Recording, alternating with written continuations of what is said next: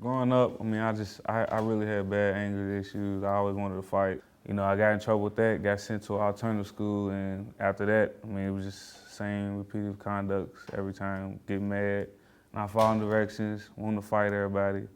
They just kept kicking me out. And at the time, you know, I wasn't involved with no type of activity through school, so I really didn't have a reason for school. Like, I didn't have nobody in my ear telling me, you know, college is the goal or stuff like that, because what I seen and what I grew up around, shoot, kids was leaving when they turned 17, 18 years old and doing, you know, what every kid in our neighborhood does, and that's sell drugs. And at the time, I didn't see black doctors, black lawyers, or black professions other than drug dealers. I never really thought that I would be good enough to play college sport, anything, because I mean, I just didn't see it. I seen a lot of kids that was around me that grew up, that was older than me, that I thought was better than me and didn't make it anywhere.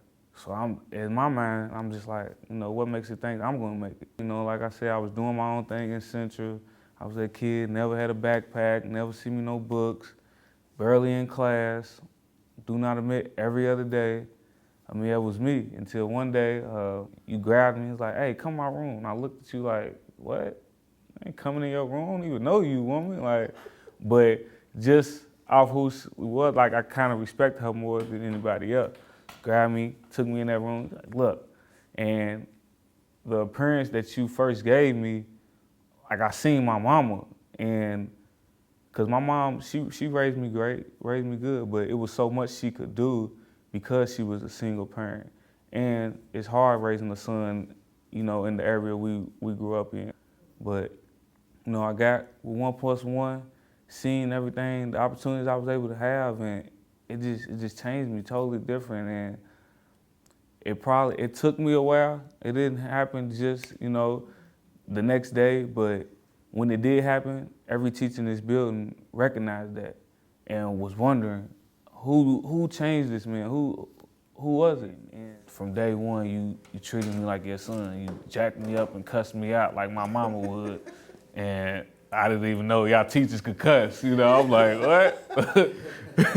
Sometimes you pull that out. Yeah, so I'm like, oh, okay, let me tighten up. So, you know, you really like changed my outlook on life. And I know I done told you plenty of times, like, I appreciate you, and like, I really can't wait to show you like really my appreciation, because like, I owe you so much. This program that you have started is amazing, and to see it how it first started to now, like, you have done an incredible job. And I know if I never got into it, like, it ain't no telling. Like, I don't know if I would have took stuff seriously. And I really appreciate you taking the time to work with me, even when I was a butthead. All right. Like what Steven said, I mean, I used to run from you. I knew where your classroom was, and if I had a class right there, I would hit those stairwells, I would hit those stairwells. I wasn't trying to come down these stairs, because I wasn't trying to see you. If I knew I was gonna do nothing there, but you would come find me, and that really just gave me a lot of love for you, because when I didn't love you, you still loved me.